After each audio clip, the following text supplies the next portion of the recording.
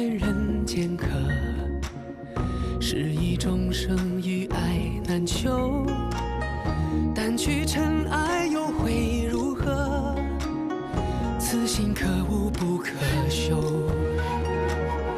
造化酿成风月一滴泪，伫立的悲心梦蝶梦秋水。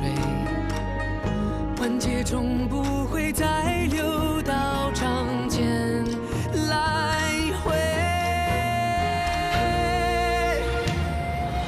我看不破地去天归，造红尘不须百转千回。浮花开，望年岁，惹菩提潸然低眉。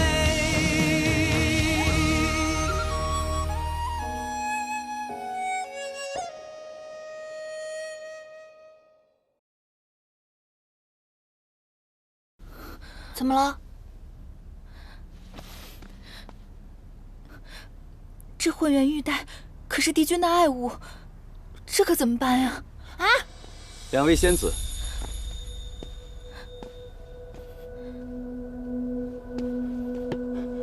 这腰带伴了帝君2000年了，你们竟然如此不小心！是谁摔坏的？仙市长，仙市长，我是玄心崖的颜淡，此物是我摔坏的，跟芷溪无关。你低阶仙士擅闯此地，摔坏帝君之物，必须跟我回隐虚天宫领罪。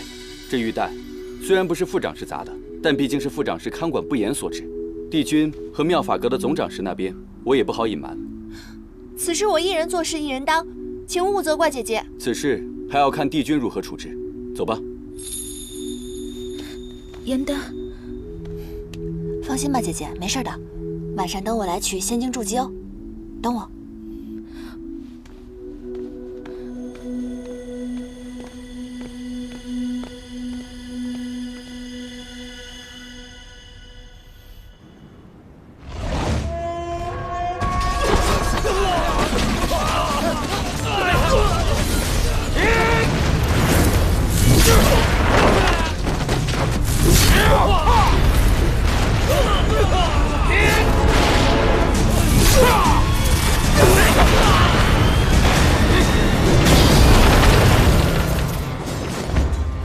元帅，妙法阁长室思璇所盗法器已被魔族转移。你速去找应渊帝君，让他务必拦截住丢失的法器，否则此战难以平息。是。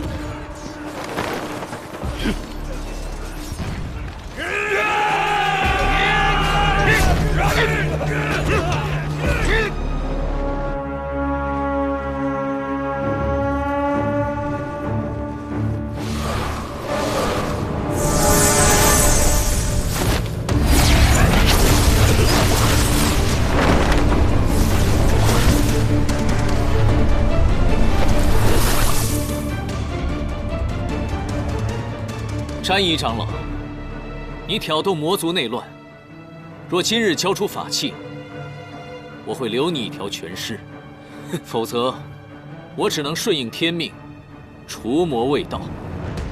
这9重天最强的法器都在我手上，休想让我束手就擒！解阵，诛杀帝君！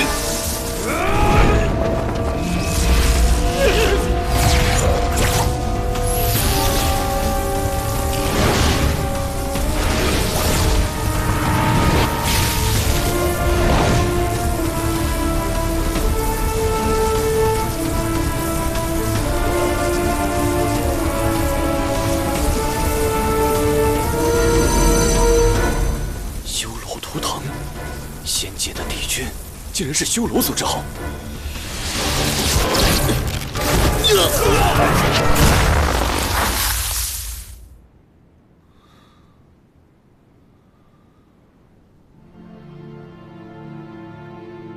我想你的身世，今日也该告诉你了。你乃是上古恶灵之首修罗族，和仙界仙子所生。你额上的黑纹，便是修罗族的图腾。那我的母亲呢？当年你的母亲被你父亲蛊惑，她在生下你之后才知道，原来被利用了。于是她选择了以身殉道，和你的父亲同归于尽。在临终之前，她把你交给了吾。应渊，你本不该存在于这个世上，但当时你太年幼了，吾不忍杀你，于是抹去你额上的黑纹，亲自抚养你，教化你。但是应渊，你要记住，你修罗族的身份绝不可暴露。如果在仙界有人知道你是修罗族的后代，必会杀之而后快。所以，你是仙灵之后，无父无母，记住了吗？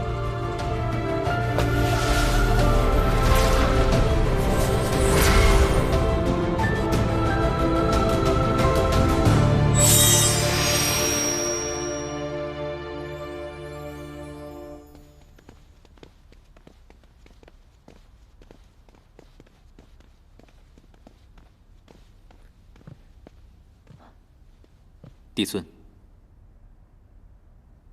如今魔族内乱已平，被盗法器尽数追回，已录入了妙法阁。此战，天兵死伤1000，天将折损2名。火德元帅正在天医馆探尾伤员。这100年来，魔界内乱不断，每每累积仙界出手，方可平息。此次更因为思玄和魔族长老暗通款曲，将无数的仙丹送往魔界，才令战事焦灼数月。你此次下界，魔界的玄香可有异动？回禀帝尊，我的一应行动，玄香都鼎力支持。他多番表示自己生性自由，并无野心。我细细的与他接触之后，发现他表里如一，和光同尘，并非伪善之人。邪神玄香若真无野心，便是6界之福了。玄香如此性情，对仙界恐怕是喜忧参半。此话怎讲？玄香，他并不适合做魔界之主。他不喜欢权势，任由长老争权引发内乱。如今魔族看似内耗，但分久必合。若有一方逐渐强大的话，魔尊之位难保不会易主，到时候大战在所难免，还请帝尊做好防备才是。明日起，天机阁天兵处停止一切修牧，皆由你来指挥，绝不能让魔界有可乘之机。是。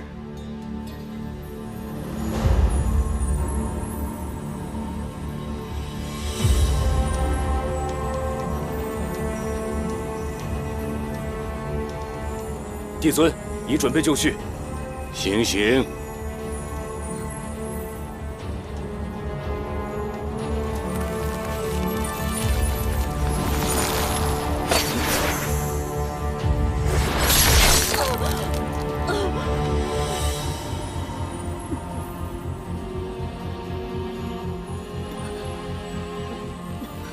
看见了吧，一个有锦绣仙途的仙官长士。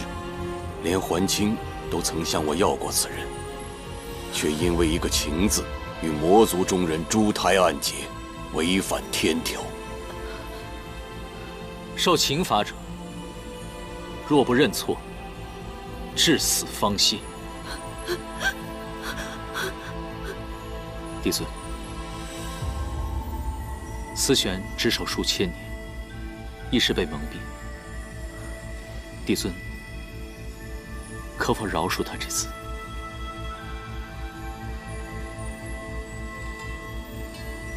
好，如若他肯认错，死后吾留其元神，允其入夜望川洗净前尘，入凡界为人。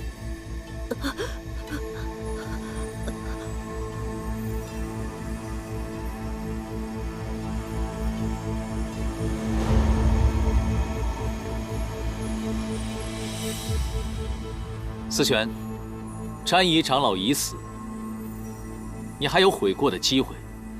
爱人已死，我岂可苟且偷生？况且，明明是这天条不公，我无悔亦无错。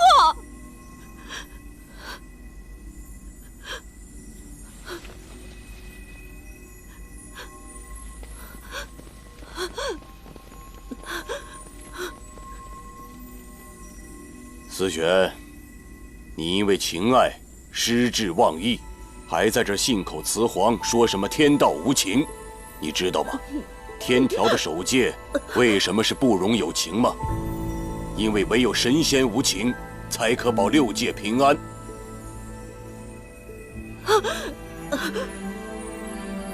应元君，看见了吧？一个情字，一旦踏错，便是万劫不复。长氏有情，便死伤千万；而如果帝君有情呢？那将是六界的浩劫，没有人可以幸免。你知道，现在六界为什么可以暂时相安无事吗？那是因为妖魔冥三界暗流涌动，所有的逆贼正在等待一个机会，在等待你暴露弱点。怎么，动恻隐之心了？你今日的不忍，只会生出怯懦，而如果他日六界大难，你又如何面对呀？帝君，请你即刻杀了我吧！这9重天，我是一刻也待不下去了。你为詹姨受6界之苦，牺牲一切，而那人在死之前从未询问过你的安危，值得吗？值不值得，帝君日后便知。我不会有那一日。请有心生，帝君，难道就无心吗？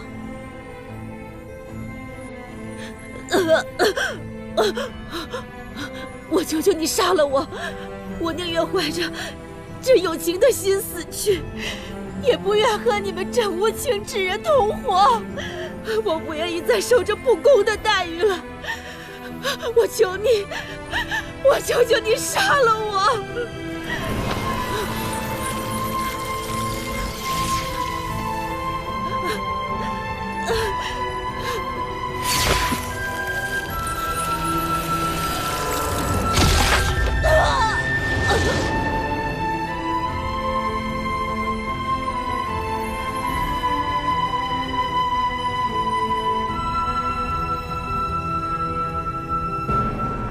情法不可违逆，我能做到的，就是保下你的一丝元神。愿你能渡过忘川，重新开始，做个普普通通的凡人，可以爱，可以为了自己而活。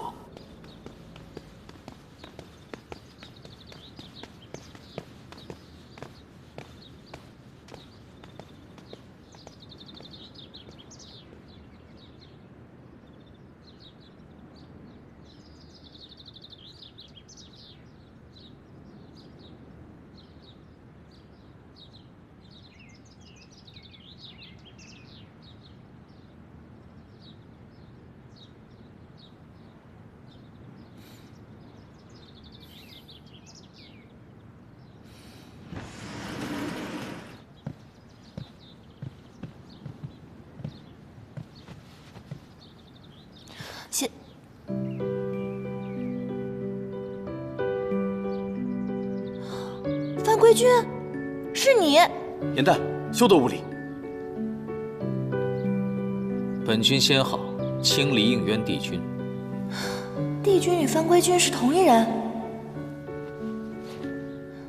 小仙鲁莽，不小心弄坏了帝君的衣物，还望帝君惩罚。玄仙崖的仙士怎会接触到此物？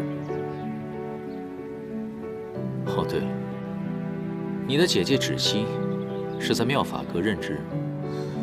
是小仙去拜访姐姐的时候，不小心弄坏了您的玉带，跟姐姐毫无关系，是小仙一人所为，还望帝君明察。损坏腰带没有什么大事，起来回话。谢帝君。帝君果然大人有大量，小仙日后一定会多多。我说了没有什么大错，但并不代表不罚你。青云，在。偏殿是不是还缺打扫的人手？是。严旦损坏玉器，性情顽劣，罚其入偃虚天宫侍奉，亲自缝补混元玉带，直到本君满意为止。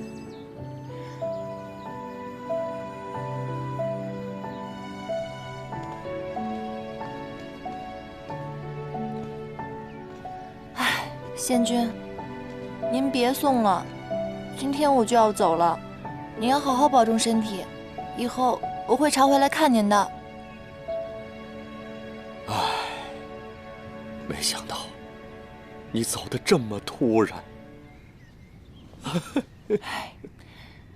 别难过了，这以后谁来帮我破解棋局啊？别哭了，仙君。仙君，我在您这宫里待了200多年，难道我除了给您破棋局，没有任何地方让您舍不得吗？您这么说，我可真是太寒心了。我可不是这个意思啊。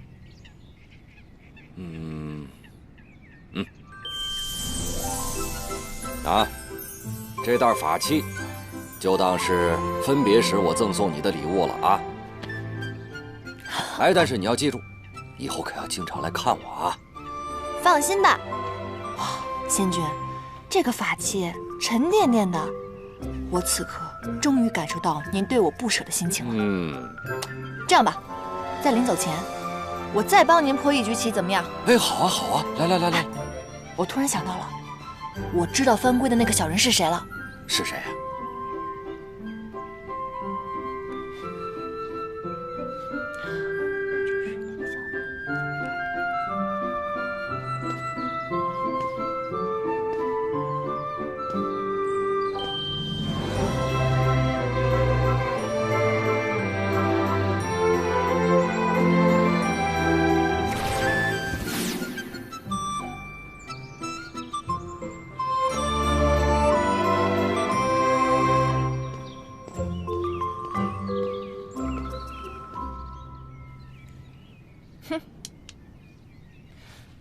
小人帝君这回总算是黔驴技穷了，这局还没有上一局难呢。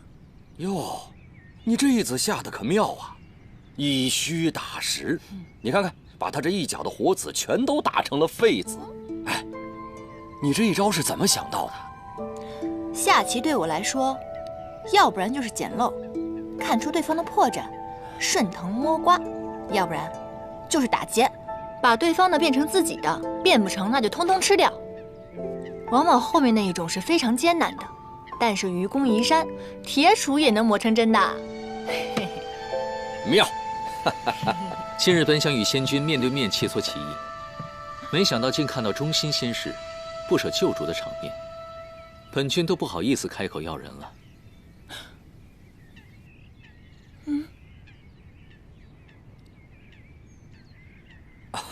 应元君，你什么时候来的？小人帝君那局我就到了。看你们如此专注，我也不好出声打扰。你好歹堂堂的上神，你这样如此偷听别人的墙角，这样不太好吧？本君上梁不正下梁歪，影响的仙君一起作弊，真是惭愧。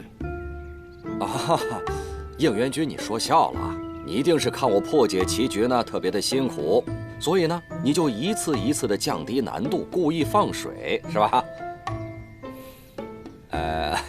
刚才只是说笑。严旦呀，去了偃虚天宫之后呢，由你亲自教导，我想他的棋艺和仙法一定会更上一层楼的。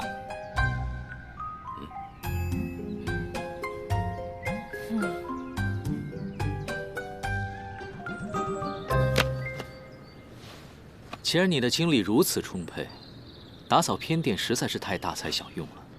以后呢，誊抄仙法破解棋局，自然就交给你负责了。帝君您棋艺高超，每日肯定有很多神仙来找您斗气。如果这样的话，我难道能者多劳啊！以后所有人送来的棋局，自然是交给你来应付了。哼，你就是气我帮仙君破了你的局，公报私仇。是。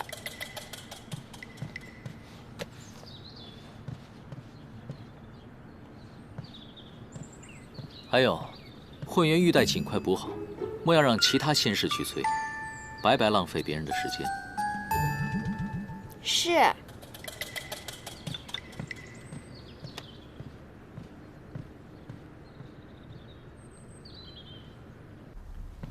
应渊这个小人，他表面温文尔雅的，他实则呢肚子里一堆坏水，给我安排这么多活让我干，他就是故意想整我。小人。没想到众人眼中如此完美的帝君，还有这样一面，这在我心目中的形象又丰满了一些。哎，你到底跟谁一伙的你？好了，颜淡，帝君犯规不过是童趣之举，哪有你说的那么严重啊？况且他与北冥仙君对弈，外人本就不该干预。你当着他的面说他是小人，他还能一笑了之，可见他宽宏豁达，是个正人君子。窒息，你清醒点好不好？你这是色令智昏啊你！你们知不知道偃虚天宫有多大？每天什么活都让我干，腰酸背痛的。还有那个书让我抄了一遍又一遍，我脑袋都快疼死了。多少人想来偃虚天宫还进不来呢？你有这样的福气，应该珍惜才是。哦。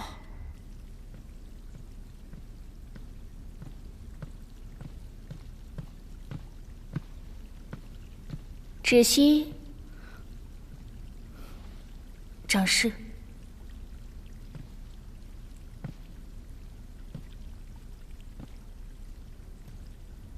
耍小聪明让妹妹顶罪，你们还真是姐妹情深。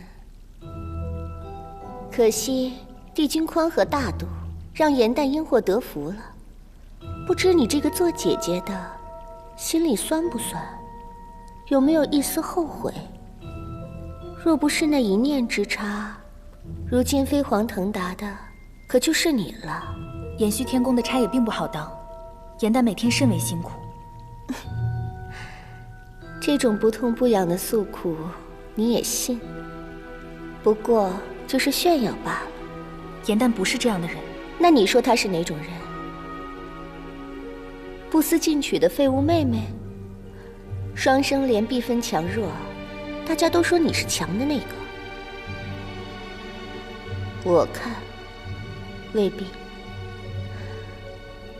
不然帝君为何一眼挑中那个一无是处的颜淡？你自己好好想想吧。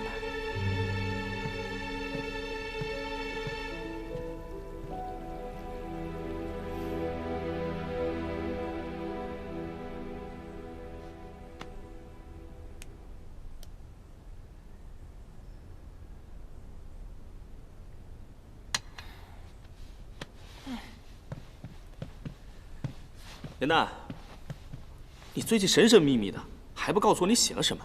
现在可以说了吧？我写这出戏的灵感，正是取自你给我推荐的那本《创世之战》。哦，上古初期混沌初开，修罗族以神器无双镜打开了摩天结界，掀起大战。帝尊携4大帝君救众生于水火，辟四海，创6界，这才有了如今的太平盛世。你写了这么一出拍马屁的大戏，实在是太鸡贼了。我如果只写大战，那所有的神仙都能看出来我在拍马屁，我才没有那么蠢呢。再说了，光写战争只会流于枯燥，根本没有那么好看。那你到底写了什么啊？我呢，以战争作为背景，从一位已灭族的上古彝族的视角作为切入，以小见大，以弱趁强。你选了什么上古彝族啊？为了相助4帝君，在创世大战中全族覆灭的九岐。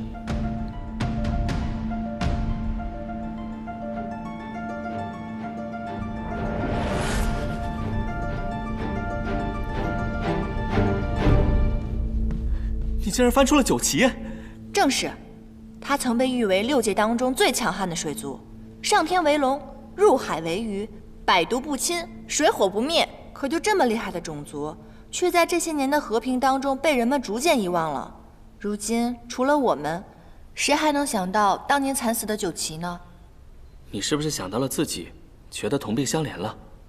唉，四叶汉旦一族最起码还残留了我和姐姐，可是九岐连个血脉都没有留下来，实在是太可惜了。传说九岐虽然善战，但却生来欲望浅薄，在每化人之前，都会经历命悬一线的紧要关卡，没渡过呢，就会灵力散尽而亡；渡过了，便是浴火重生。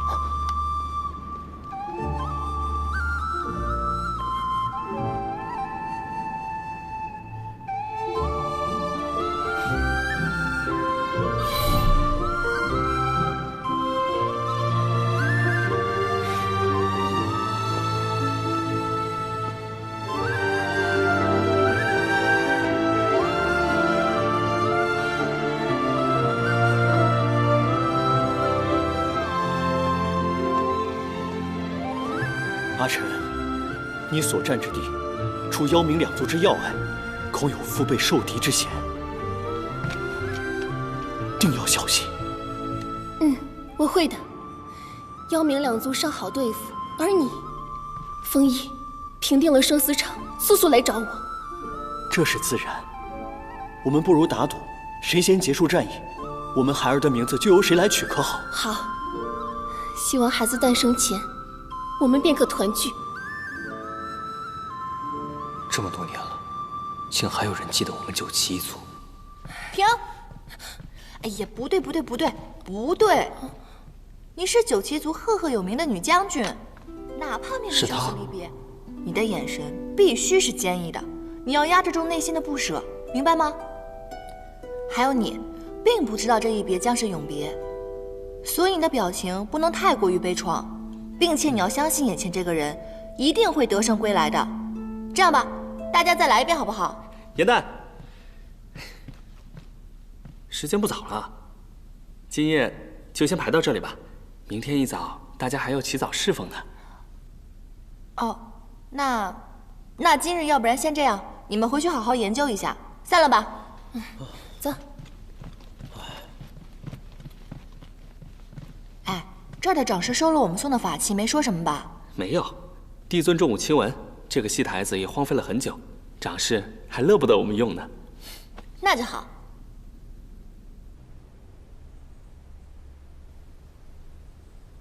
唉，这第一章是写九岐两位将军的生离，最后一章是写他们二人的死别。啊，也不知道中间四帝君的戏份该如何写。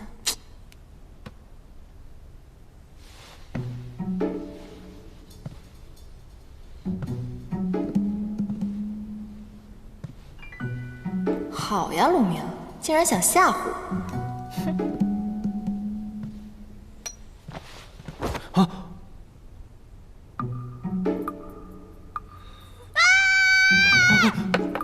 哇！我的鸡巴！啊！我的西文！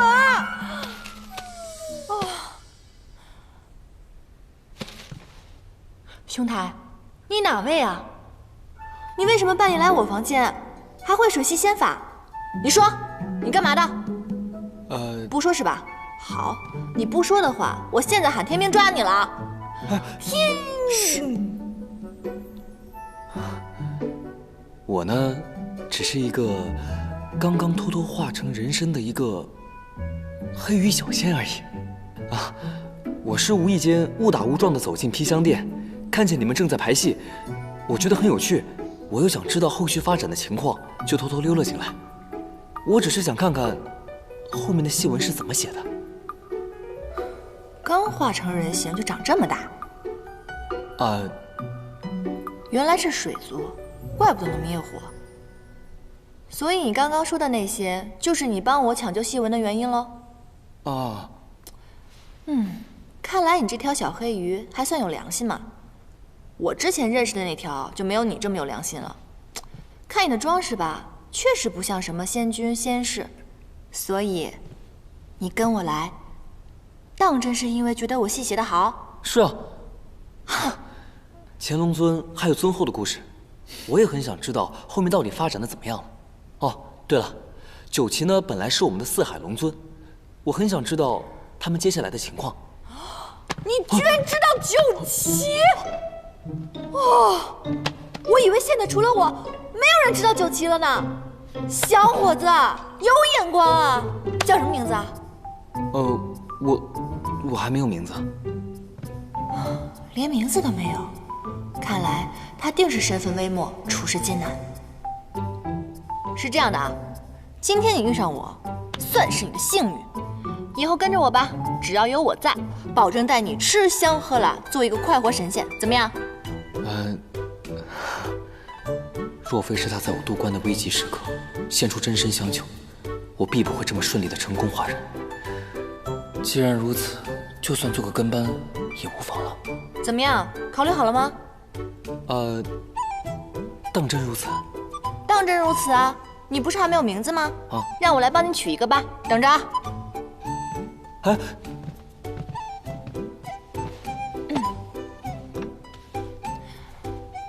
当真如此？嘘。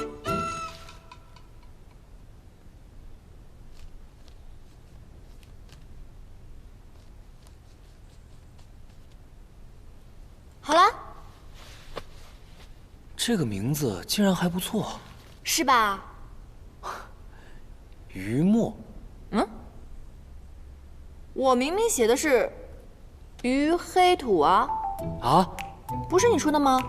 你刚刚从小黑鱼幻化成人形，所以我觉得黑土很适合你。不，这名字未免也太土了吧？还是于墨好听一点。你看啊，是命运让我们相遇，又是缘分让我来看错这两个字，所以我决定往后还是叫于墨吧。虽说有道理啦，可是我还是觉得黑土比较可爱朴实啊。不是，还是顺应天命吧，往后就叫于墨吧，好不好？那好吧，就叫这个名吧。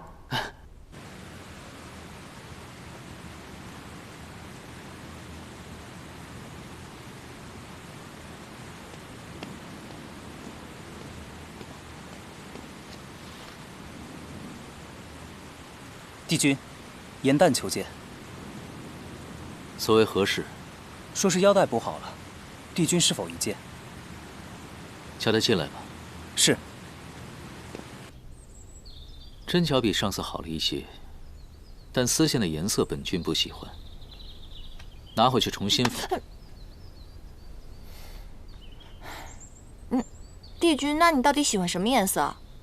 随缘。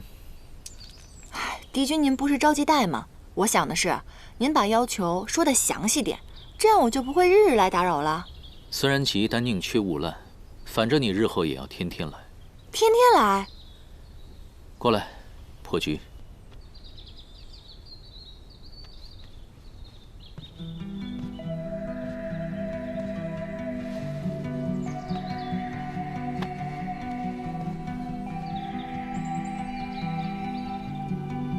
这盘棋局比帝君给仙君的那盘棋要深色奥妙很多，这是哪个宫的仙官给的？是我自己设计的，你看看，可否能解开？我试试。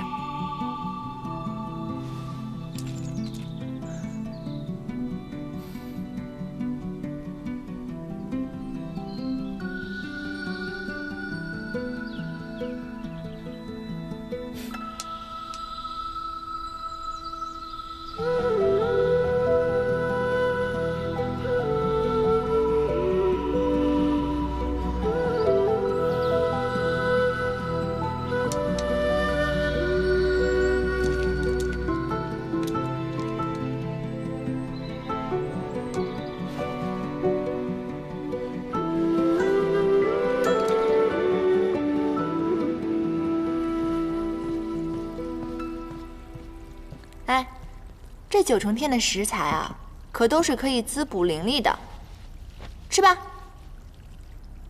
刚才我进来的时候就说了，我绝对不干偷鸡摸狗的勾当，你还偏要我坐在这儿。切，假正经。哎呀，9重天的这些蛋啊，可都是仙姬所下的，对仙灵会有帮助的哦。当真不吃？那我也不吃，我说不吃就……敬酒不吃吃罚酒。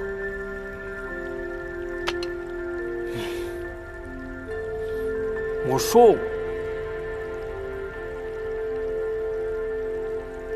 这也太好吃了吧！是不是？我都说了，我的厨艺跟我写戏不相上下，好吧？哎，那你之前排戏的名字叫什么呀？《创世英雄传》。你戏的主角不是9旗吗？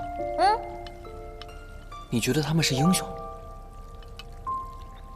他们当然是英雄了，在创世之战中，帝尊、4帝君是英雄，9旗一族也是英雄。在我看来，那些籍籍无名的小仙小族，他们只要为战争胜利战斗过、努力过，在我心里他们也是英雄啊。所以，这才是我写这出戏的意义。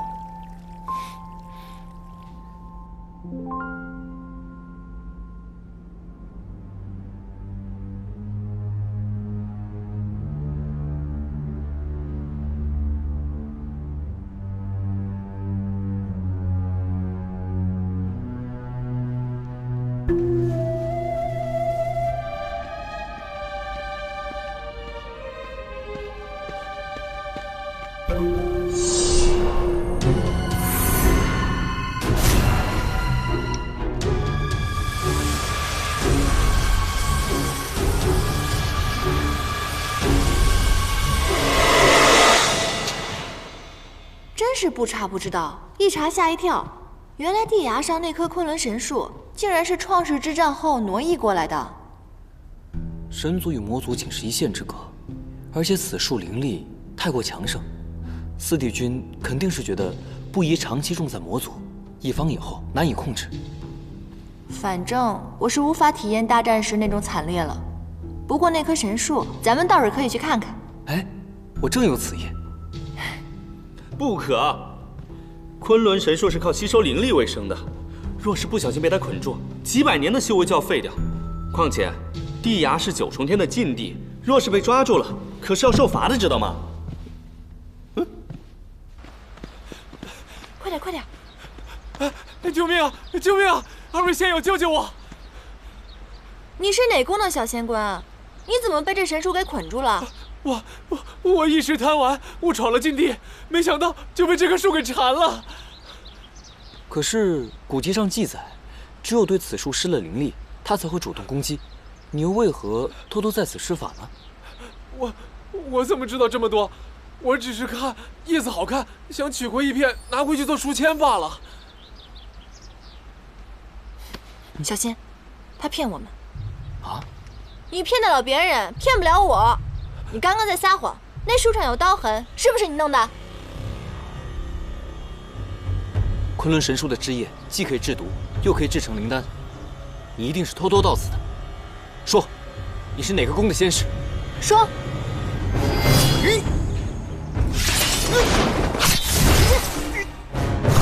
不要施法！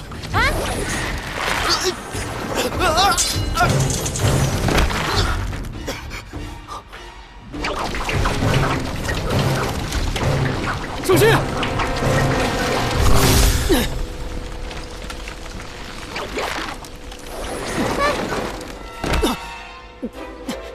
云墨。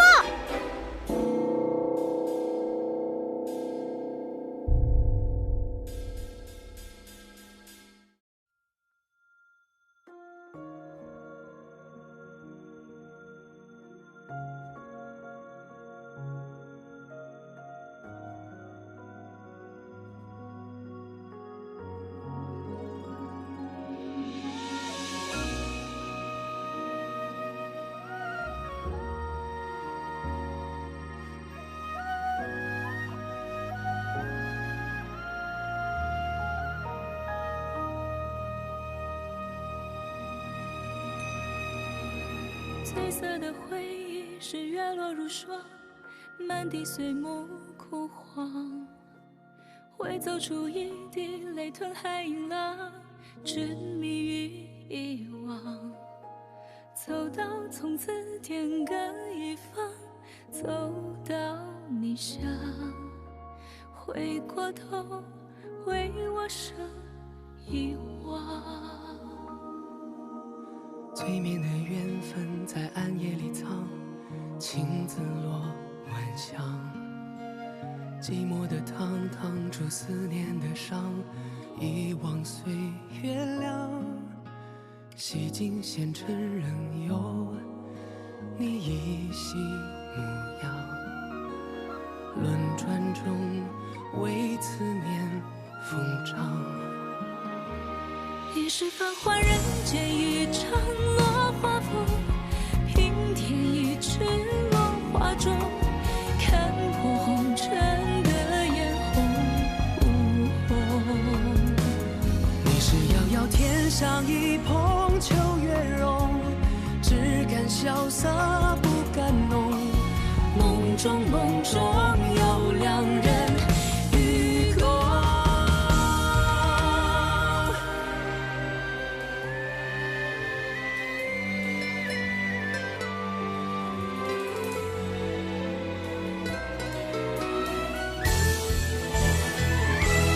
与君别后，迎上我下穿越桥，山海无路万行舟。欲别还休，几时都不够。青灯微秀，烟火岸上有白首，一朝天涯熬红豆。去到人间尽修好时候，肝胆再开人厮守。